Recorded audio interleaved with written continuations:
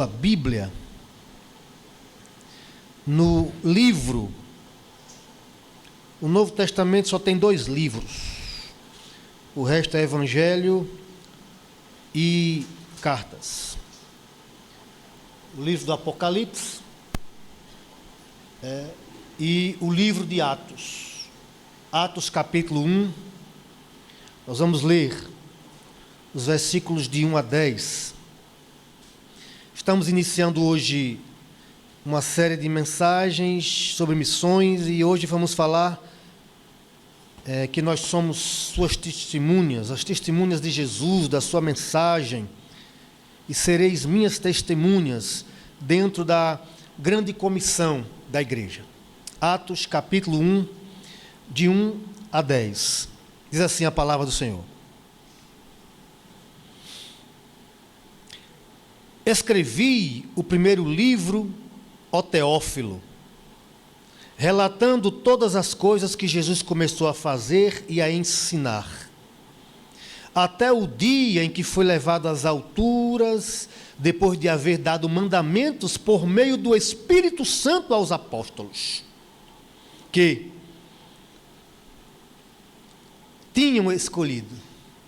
Depois de ter padecido, Jesus se apresentou vivo a seus apóstolos, com muitas provas incontestáveis, aparecendo-lhes durante 40 dias e falando das coisas relacionadas com o reino de Deus. E comendo com eles, deu-lhes esta ordem: não se afastem de Jerusalém, mas esperem a promessa do Pai, a qual vocês ouviram de mim. Porque João, na verdade, batizou com água, mas vocês serão batizados com o Espírito Santo dentro de poucos dias. Então, os que estavam reunidos com Jesus lhe perguntaram: será este o tempo em que o Senhor irá restaurar o reino a Israel?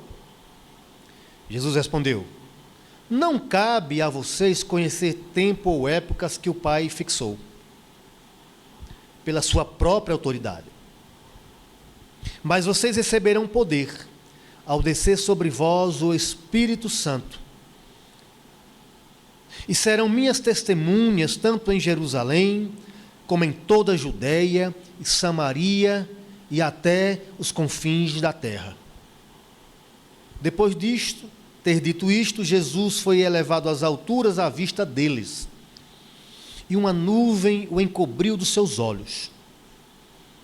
E estando eles com os olhos fixos no céu, enquanto Jesus subia, eis que 2 homens, vestidos de branco, se puseram ao lado deles, e eles lhe disseram: homens da Galileia, por que vocês estão olhando para as alturas? Esse Jesus que foi levado do meio de vocês para o céu, virá do modo como vocês o viram subir. Amém. Senhor, aplica esta tua palavra nos nossos corações, pois se trata, Senhor, da nossa tarefa como cristãos, como igreja cristã, aqui na terra, Senhor. Mostra-nos o que a tua palavra, esclarece aos nossos olhos o que a tua palavra já revelou, em nome de Jesus. Meus irmãos, o plano salvador do nosso Deus insere homens nele. Insere pecadores com a missão de anunciar a palavra perfeita do Evangelho para outros pecadores. Eu e você. Não se espera que um anjo desça do céu e venha anunciar o Evangelho. Mas Deus confiou a seres como nós, mesmo caídos, para que anunciemos a sua palavra de salvação. Levar a mensagem aos pecadores. A tarefa foi inicialmente outorgada à nação de Israel, que deveria ser a nação messiânica, ou que levava as notícias do Redentor, do Messias ao mundo. No entanto, Israel em si mesmou-se. Israel fechou-se nos seus rituais internos do seu povo e não levou adiante esta tarefa. É claro que muitas perseguições e muitas lutas Israel enfrentou, e de repente isso causou certa dificuldade da nação ir aos povos gentios e anunciar-lhes o Evangelho. Basta nos pensar quando Jonas foi designado por Deus para ir anunciar a Nínive, e ele, ao invés de seguir em direção a Nínive, que era na Síria, na região da Mesopotâmia, ele pegou um navio totalmente em direção contrária, rumando pelo mar Mediterrâneo, em terra ao contrário. E ele disse para Deus: eu sabia que se eu fosse lá e pregasse, aquele povo ia se converter. Porque ele ouviu falar e percebeu que os assírios, os povos ali eram terríveis e perseguiram o seu povo. Mas aí é onde está, meus irmãos, a grande diferença do cristianismo, da igreja cristã, é que não importa se eles são nossos inimigos, não importa se eles nos perseguem, não importa se eles nos matam, não importa, nós precisamos continuar anunciando a mensagem de Cristo para eles. Porque foi assim que Cristo viveu. E deixe-me abrir um parêntese. Tem hora que eu olhando para dentro de mim, eu quero declarar aqui, miserável homem que sou, que eu digo, meu Deus, os muçulmanos pegam da espada, eles matam. O Islã foi edificado a partir da espada. Mas nós precisamos orar e evangelizá-los. E o nosso Cristo, mesmo sendo Deus, ele veio e se entregou para a morte para resgatar exatamente os que o mataram. Essa é a grande diferença do cristianismo, daqueles que seguem a Cristo por qualquer outra forma de religiosidade. Então, foi dado à nação de Israel para que ela abençoasse todos os povos. Por exemplo, quem é o grande patriarca fundador de Israel? Você diz é Jacó. Não, mas começou em Abraão, porque Jacó era neto de Abraão. E a promessa foi feita a Abraão, quando Deus olhou para Abraão e disse: Abraão, em ti serão benditas todas as famílias da terra. Israel tinha a missão de ser bênção para todos os povos ali.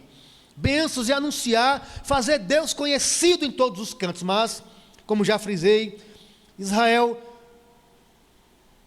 não cumpriu o seu papel. E Deus levantou a igreja. O grande parêntese de Deus. A igreja. Para que leve adiante.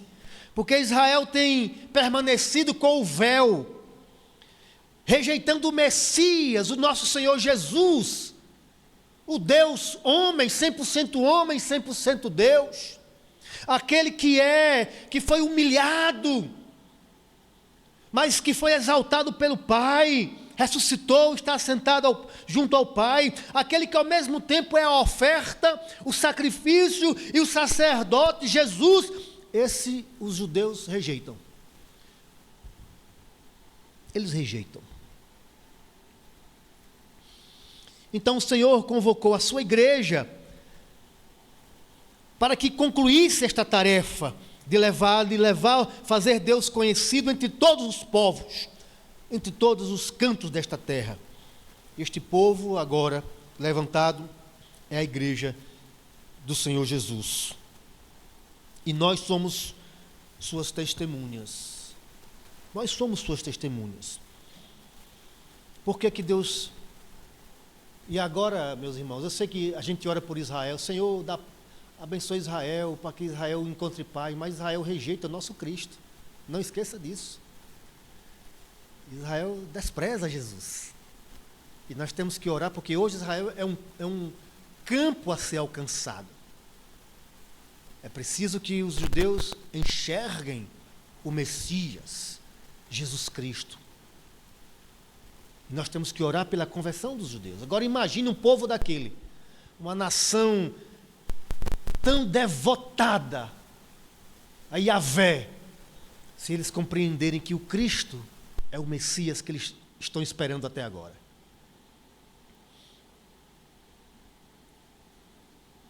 Mas a promessa se cumpriu a partir da igreja. Deus levanta a sua igreja para que leve adiante a sua mensagem. E aqui nós aprendemos uma coisa, meus irmãos. Olha, quando eu digo não importa, não é desdenhando, não tem nada a ver. Mas Deus vela pela sua palavra. Vela e zela. A nação de Israel não cumpriu o propósito de levar Deus aos povos. Deus levanta a sua igreja. Moisés, que é o único homem registrado na face da terra, que viu a Shekinah, que viu a plenitude da glória de Deus, ainda que por detrás, lembra? Senhor, eu quero ver tua face. Moisés, você não pode ver a minha glória. Nenhum homem pode ficar, Senhor, eu quero ver. Tudo bem, Moisés, eu vou passar e de costas você vai me ver por detrás, ver a minha glória por detrás. O único homem pecador que viu a Shekinah de Deus foi Moisés. Mas quando Moisés feriu a rocha, Deus disse: Moisés, você não vai entrar na terra. Levante, prepara Josué. O que Deus quer dizer com isso? Ele fez uma promessa a Abraão lá no começo: o teu povo vai para a terra prometida. Não obstante Moisés ter falhado, Deus levantou Josué. E Josué entrou com o povo. Moisés é um crente santo do Senhor, está dormindo esperando o dia da redenção. Mas o cumprimento da promessa de Deus não depende de mim nem de você. Ele levanta quem Ele quer.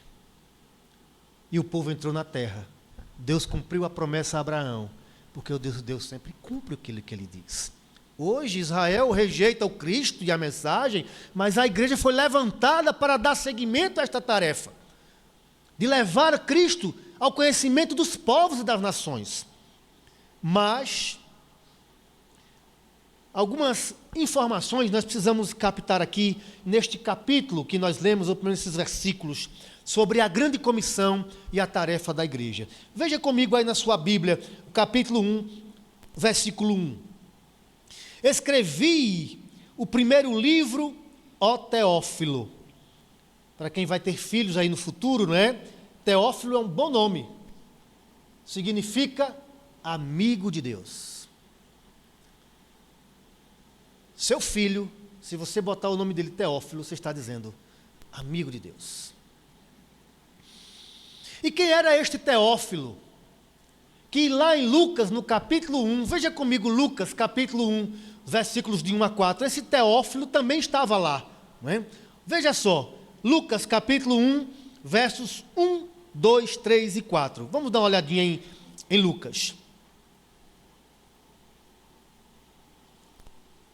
Lucas, capítulo 1, olha só.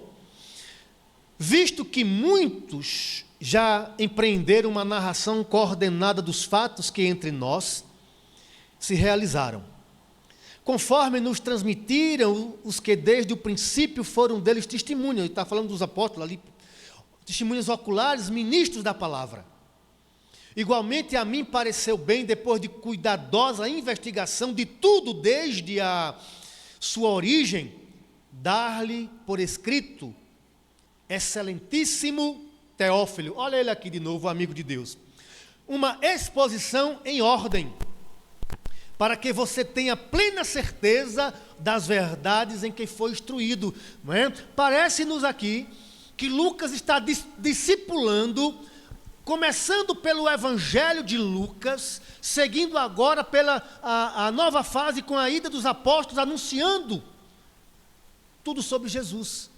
Ele queria dar a este Teófilo a plena certeza daquilo que foi ensinado e escrito no Evangelho. Esse Teófilo provavelmente era uma pessoa muito importante na sociedade da época, um gentil, e Lucas estava, de repente, tirando as dúvidas que ele tinha. Quantas pessoas sentam nos bancos, até aqui, quem sabe você esteja aqui, e tem alguma dúvida sobre alguma coisa, isso tem sido um entreveiro para você definitivamente se render e se entregar a Cristo. Talvez lhe falte que alguém lhe sente, lhe explique, lhe dê a plena orientação acerca disso. E Lucas se encaminhou a discipular aquele homem ali, a discipulá-lo. Então Lucas inicia o livro de Atos se referindo a este Teófilo. Alguns teólogos, estudiosos, dizem que esse é um nome, é um código para se referir a todos os cristãos. Outros dizem não, é uma pessoa mesmo. Eu vou nessa linha desse excelentíssimo, de que era uma pessoa que Lucas estava trabalhando, preparando para a compreensão plena do Evangelho. Parece-nos que há a intenção aqui, em Atos, de continuar explicando a Teófilo o que deve suceder depois de tudo que Jesus ensinou e fez, conforme foi narrado por Lucas lá no Evangelho. E agora segue sob a responsabilidade dos apóstolos. Esses mesmos apóstolos receberam os mandamentos do Espírito, ou melhor, de Cristo por meio do Espírito. E aqui, meus irmãos, falávamos hoje pela manhã, eles viram Cristo ressuscitado. Eles viram Cristo crucificado. Eles viram o túmulo vazio. Eles viram. Mas Jesus disse: esperai a promessa do Espírito. O que é que o Senhor está querendo nos ensinar aqui com a sua palavra? Que muitas vezes, meus irmãos, não adianta, não é uma questão de exercício intelectual, não é uma questão de você perceber fisicamente e ver as coisas, mas era preciso que o Espírito Santo colocasse na nossa mente e no nosso coração o que aquilo verdadeiramente significava. Eles testemunharam, Cristo tinha dito tantas vezes, meus irmãos, para eles. Quer ver, veja comigo, só um exemplo, né? Marcos 8, do versículo 31 em diante. Jesus tantas vezes falou para eles, tantas vezes. Veja comigo.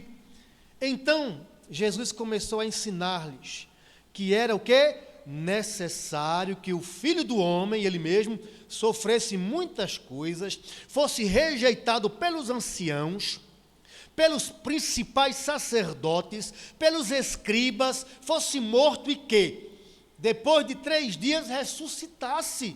Eles ouviram isso durante 3 anos ao lado do Messias, do lado de Cristo. Jesus falava para eles, está escrito em Mateus, está escrito em Marcos, está escrito em Lucas, em João. Jesus falou disso para eles: olha, o Filho do Homem vai sofrer, vai padecer, mas ao 3º dia vai ressuscitar e tal. E Jesus apareceu para eles ressurreto. Antes, quando Jesus foi para a cruz, que expirou, onde estavam os apóstolos? Trancafiados, amedrontados, com medo dos judeus. Mas o Senhor não disse a eles que ia passar por aquilo, mas que ao 3º dia ressuscitaria?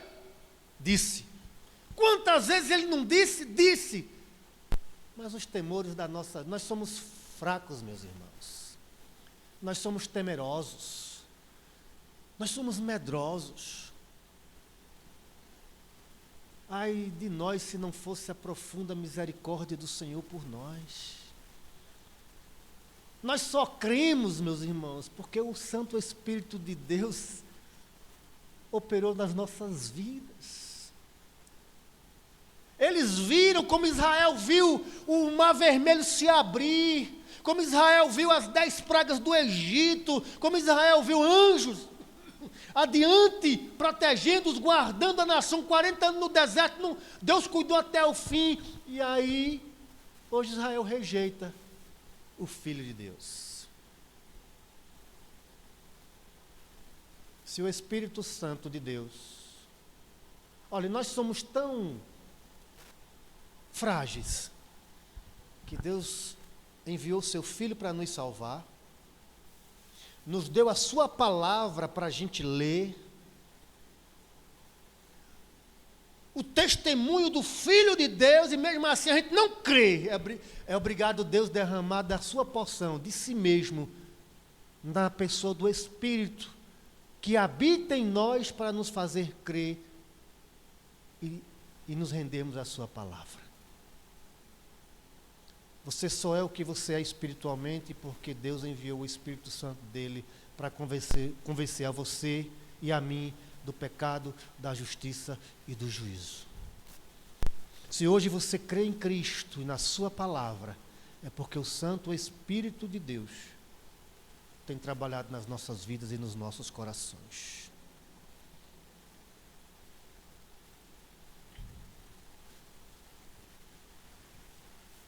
Então, ele estava escrevendo, dizendo a Teófilo que esses mandamentos que ele deu por intermédio do Espírito,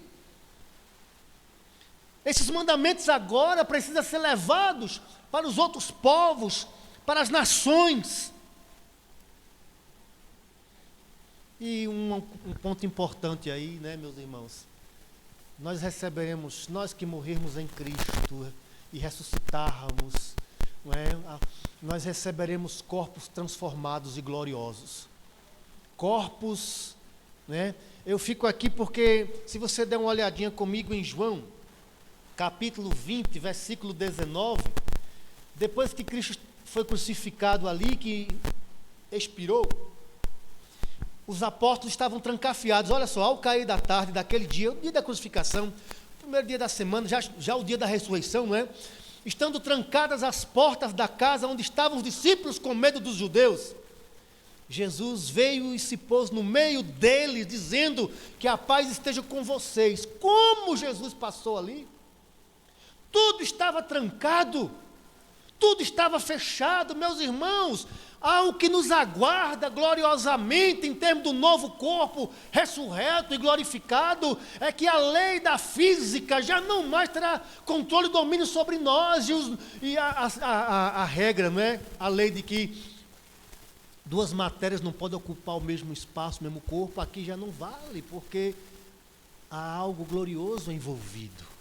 Cristo simplesmente passou ali, pelas trancas ali, e apareceu no meio deles e disse: paz seja convosco. É essa glória que nos aguarda, é esse aspecto que nos aguarda, este corpo deteriorável, que pode desenvolver, por exemplo, como cânceres, células mortas. A minha mãe está tratando quimioterapicamente. Este corpo, não é? Ronaldo Lidório, que eu admiro, aquele obreiro, servo de Deus, está lutando com câncer. Este corpo que é frágil, um dia vai receber um corpo glorioso que nem sequer as paredes podem superá-los. E Jesus apareceu lá no meio deles ali, naquela situação, mas eles estavam com medo dos judeus. Mesmo tendo ouvido tanto durante 3 anos, o Filho do Homem vai sofrer na mão dos religiosos, dos romanos, mas ao terceiro dia vai ressuscitar. Essa informação, mesmo vindo de Cristo, não foi suficiente. Apesar de completa, eles precisavam da intervenção do Espírito. Por isso a integração da obra do Filho com a obra do Espírito, para nos fazer entender o que significa Cristo ter ressuscitado. Os versículos de 6 a 8 nos diz o seguinte: então os que estavam reunidos com Jesus lhe perguntaram: será este o tempo em que o Senhor irá restaurar o reino a Israel? Jesus respondeu: não cabe a vocês conhecer tempos ou épocas que o Pai fixou pela sua própria autoridade. Não cabe. Mas vocês receberão poder ao descer sobre vós o Espírito Santo e serão as minhas testemunhas, tanto em Jerusalém, como em toda a Judéia e Samaria e até os confins da terra. Algumas notas importantes de serem observadas nesse trecho. Primeiro, Assim como Israel não estava entendendo o que Cristo estava dizendo, os apóstolos, melhor dizendo, mesmo Cristo tendo falado para eles, o meu reino não é deste mundo, mas é do alto. Durante todo esse tempo, Jesus mostrando os valores do reino de Deus, os apóstolos estavam preocupados com o quê? Restauração geopolítica. Quando é que o Senhor, será se esse é o tempo em que mais uma vez Israel vai voltar para o topo do mundo? Será se nós vamos voltar? Será se esse é o tempo em que vamos voltar àquele período de Davi, de Salomão, onde nós dominávamos o mundo? Porque, meus irmãos, o mundo é tentador. Os poderes deste mundo são tentadores. Quantas pessoas que muitas vezes adentram aos templos evangélicos, não porque querem ter uma ligação profunda com o Senhor, com o seu Espírito, com o Deus, mas vêm para resolver problemas temporais e imediatos, ou porque querem melhorar de vida. Entenda a vida material.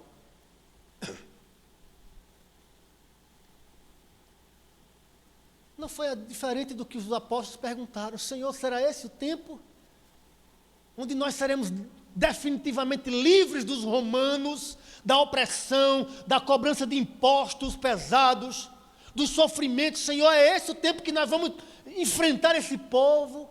E aí me chama a atenção, e aí a pedagogia de Jesus. Por que Jesus não disse assim, na real?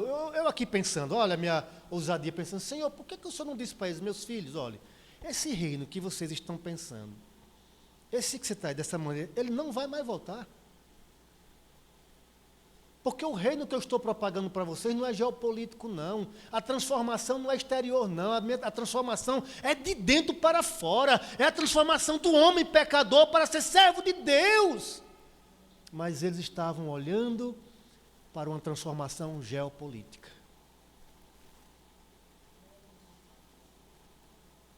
Quantos pregadores da televisão, e que muitas vezes nós assistimos, perdem tempo, ao invés de ensinar o verdadeiro evangelho para as pessoas, estão lá vendendo ou mercadejando a palavra de Deus, oferecendo melhorias materiais, ao invés de transformação espiritual. Quantas vezes, meus irmãos? Quantas vezes estamos vendo oferecer a transformação do reino desse que os apóstolos estavam desejando do Senhor? Nesse trecho podemos perceber claramente o conflito que cerca a igreja moderna, a igreja de Cristo nos dias atuais. Pois os versos 6 e 7, neles percebemos a tentação de conquistar o mundo. Os apóstolos aqui queriam liberdade e poder, queriam libertação do jugo romano, das opressões, queriam retornar aos tempos gloriosos de Davi. Esse era o perfil do Messias que eles aguardavam. Parece que nada do que Jesus esteve ensinando foi absorvido por eles. Que o Messias era humilde, que o Messias é compassivo, que o Messias diz assim: se alguém bater no teu lado, oferece o outro. Pedro pegou a espada e arrancou logo a orelha de Malco, e Deus perguntou: Pedro, não sabeis vós de que espírito sois? Porventura, se eu não pedisse a meu pai, ele não mandava miríades de anjos. Miríades são milhares de anjos. E teve um só que matou 180 mil. Ele disse para Pedro: porventura, Pedro, será que eu não poderia? Ele veio e restaurou.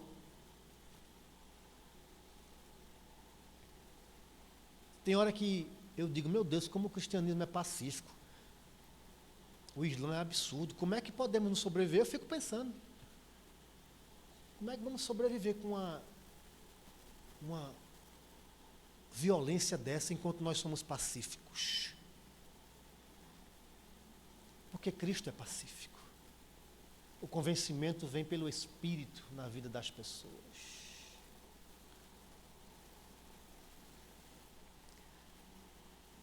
Não é em busca de um reino político ou militar. eles não tinham entendido, eles não conseguiam guardar e compreender isso. Por quê? Porque só o Espírito Santo pode nos fazer guardar os ensinos de Jesus, meus irmãos. Só o Espírito Santo pode fazer isso. Eu vou dar um exemplo. Quando eu era da mocidade, lá em Juazeiro, aí nós tivemos teve um evento que, em comemoração ao Dia da Bíblia, tinha um jovem, ele era casado recentemente, e ele era conselheiro dos nossos adolescentes. Ele decorou o Salmo 119. 172 versículos. Léo não era nem nascido ainda. Nem Lucas. Não era nascido, não. Acho que nem Mateus era nascido. E aí foi feito lá em Petrolina, botaram um palco, várias igrejas se reuniram e tal. Quem consegue decorar o Salmo 119? Aí ele, 172 versículos. Disse totalmente decorado lá em Petrolina. Meses depois, ele abandonou a igreja, abandonou a família, abandonou a igreja, a fé, abandonou tudo. Morreu longe. Mesmo tendo decorado 172 versículos. E não estou dizendo que você não possa decorar a Bíblia. Decore, guarde no coração. Se puder, faça que nem Eli. Assiste o filme, né, o livro de Eli. Decorou a Bíblia toda. Mas se o Espírito não disser para você o que significa cada uma daquelas palavras, você vai ser só um religioso inteligente. Somente. Você precisa entender o que aquilo significa. Aquilo precisa descer ao seu coração e converter isso em vontade de transformação de comportamento e de vida. E em fé no Filho de Deus. Eu estou vendo muito cristão apegado às coisas deste mundo mesmo. Muito agarrado. E numa agressividade, são vorazes, lobos do All Street Gospel. Um negócio absurdo. Mas o Filho de Deus vai voltar um dia. O céu vai se rasgar. A terra em trevas, mas uma grande luz. Os anjos tocando seus clarins. E só aqueles que o Espírito Santo falou ao coração, verdadeiramente, subirão com ele para os ares.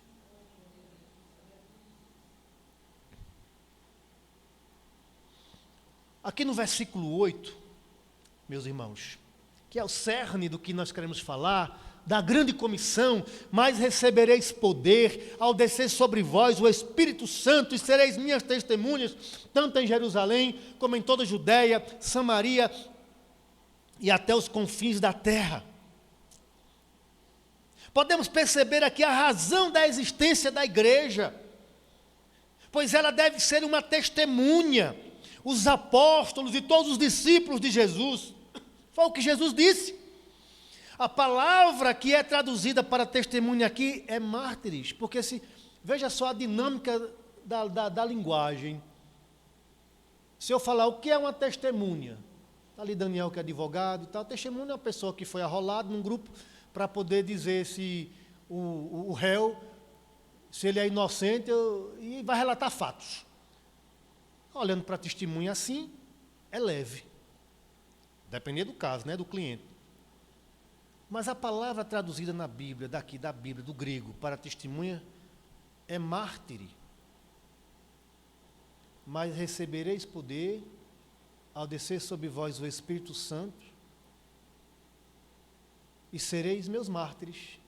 Olha como muda para nós na língua portuguesa o significado. O que é um mártir? O mártir é uma pessoa que está disposta a sofrer ou até mesmo morrer por uma causa ou por alguém. Agora, o que é que você vai me dizer da quantidade de gente que entra nos templos querendo só bens materiais? Querendo transformar Jesus num cartão de crédito celestial.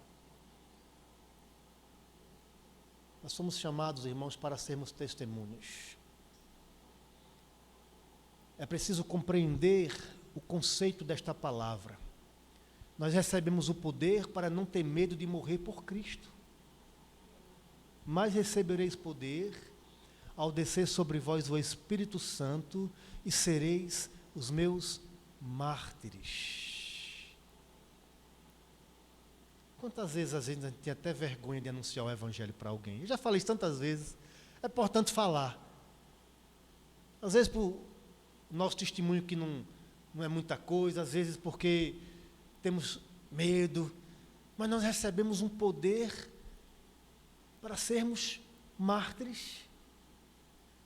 E ser mártir no sentido de anunciar uma mensagem que é loucura para o mundo. Ele foi crucificado, sim. Ele foi pendurado numa cruz, sim. Colocaram nele uma coroa de espinhos, sim. Bateram prego nos seus pés, nas suas mãos, sim. Ele sofreu como nenhum outro homem sofreu. Isaías diz que homem de dores e que sabe o que é padecer. Olhavam para ele, viravam o rosto e ficavam escandalizados com tamanho sofrimento e desfiguração. Mas eis que ao terceiro dia ele ressurge. E essa é a nossa mensagem para levar para o mundo. Não para dizer, venha para Jesus que você vai melhorar de vida.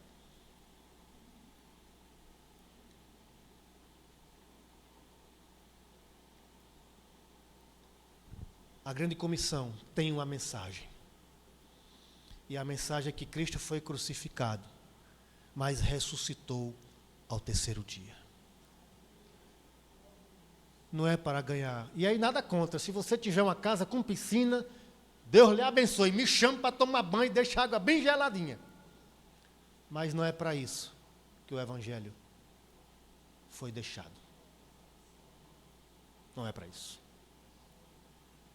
E nesse calor então, né, André? Está peso, viu? Muitos estão entrando nos tempos enganados e continuam se enganando. Não se envolvem, não tem comprometimento, às vezes tem até vergonha dos seus irmãos. Esses que recebem o poder do Espírito, que são mártires, mas o diabo entrou nas igrejas de instituição e soprou para eles que devem conquistar o melhor desta terra. Quem nunca ouviu isso? Eu não nasci para ser cauda, é só cabeça. Meu Deus do céu. Que expressão fora de contexto, absurda. O Filho de Deus era cabeça, é cabeça e veio morrer como o pior dos servos. Você quer maior exemplo do que esse? Que trocou a riqueza pela nossa pobreza e nos ofereceu a riqueza dele e assumiu a nossa pobreza. E aí vem um bando de, desculpe minha expressão, de heréticos na televisão, pegando o Evangelho e transformando em, você vai melhorar de vida material. Quantas famílias estão indo para o inferno, mesmo dentro das igrejas, porque não conhecem o Evangelho de Cristo? Quantas famílias? Então eu vou arrolar aqui, e aqui eu me caminho para o final, alguns exemplos de testemunhas, ou de mártires. Abra sua Bíblia em Hebreus capítulo 11. Vamos fazer uma leitura do verso 23 ao 40. Algumas testemunhas ali, vamos lá. Hebreus 11. Pela fé, Moisés, depois de nascer, foi escondido por seus pais durante 3 meses, porque viram que era um menino bonito e não temeram o decreto do rei. O decreto do rei foi, matem todos os filhos dos hebreus, porque estava crescendo demais. Não é? Os israelitas, as mulheres eram parideiras, enquanto os egípcios tinham 1, os hebreus tinham 10, e aí começou a crescer demais no Egito. Aí o faraó disse, mata todos os meninos. Deixa as meninas, mas mate os meninos. Porque viram que era um menino bonito e não temeram o decreto do rei. Pela fé, Moisés, sendo um homem feito, olha só, recusou ser chamado filho da filha de Faraó. Recusou ser ligado à pessoa mais importante do mundo, amigo. Quando você entra na fé, quando você vira uma testemunha, quando você vira um mártir de Cristo, você não troca a vida com seus irmãos pelas regalias que este mundo oferece. É muita pobreza trocar a riqueza do mundo pela pobreza, quando você está ligado nas coisas de Deus. Veja como são as coisas. Moisés trocou, abriu mão do título, de filho da filha do faraó. Para quê? Olha só. Preferindo ser maltratado junto com o povo de Deus a usufruir os prazeres transitórios do pecado. Ele entendeu que ser desprezado por causa de Cristo era uma riqueza muito maior do que os tesouros do Egito, porque contemplava a recompensa. Pela fé, Moisés abandonou o Egito, não ficando amedrontado com a ira do rei, pois permaneceu firme como quem vê aquele que é invisível. Pela fé, celebrou a Páscoa e o derramamento do sangue, para que o exterminador não tocasse nos primogênitos dos israelitas. Pela fé, os israelitas atravessaram o Mar Vermelho como por terra seca. Quando os egípcios tentaram fazer o mesmo, foram engolidos pelo mar. Pela fé, ruíram as muralhas de Jericó, depois de rodeadas por 7 dias.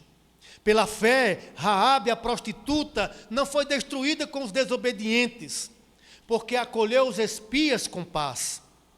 E que mais direi? Certamente me faltará o tempo necessário para falar de Gideão, de Baraque, de Sansão, de Jefté, de Davi, de Samuel e dos profetas, os quais, por meio da fé, conquistaram reinos, praticaram a justiça, obtiveram promessas, fecharam a boca de leões, extinguiram a violência do fogo, escaparam de ser mortos à espada. Da fraqueza tiraram força, fizeram-se poderosos na guerra, puseram-se em fuga exércitos estrangeiros. Mulheres receberam pela ressurreição seus mortos. Alguns foram torturados, não aceitando seu resgate, para obterem superior ressurreição. Outros, por sua vez, passaram pela prova de zombarias e açoites, sim, até de algemas e prisões. Foram apedrejados, cerrados ao meio, mortos ao fio da espada.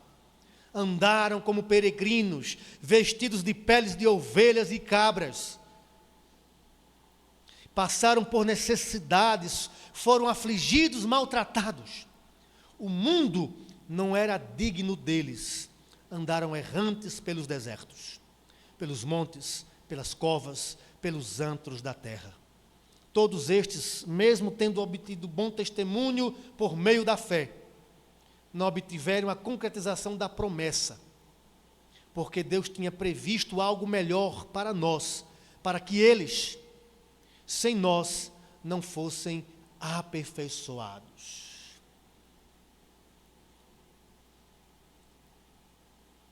Eles não viram o cumprimento da promessa, mas morreram crendo em um lugar melhor e superior e completo. Nós estamos, irmãos, trilhando aqui. Pensar nas ruas de ouro é fácil. O difícil é enfrentar os obstáculos do presente. As seduções, as aflições, as tentações. E nunca perder o olhar. Por isso é preciso anunciar o Evangelho. Anunciar às pessoas. E esse Evangelho precisa, pelo menos, atender 4 dimensões geográficas. Primeiro, Jerusalém.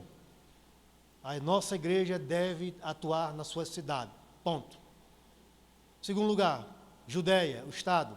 A nossa igreja precisa trabalhar para alcançar o Estado. Por exemplo, o Carreiro de Pedra é o contexto de Estado, porque é em outra região, dentro do Estado da Paraíba. Samaria, fora do meu Estado.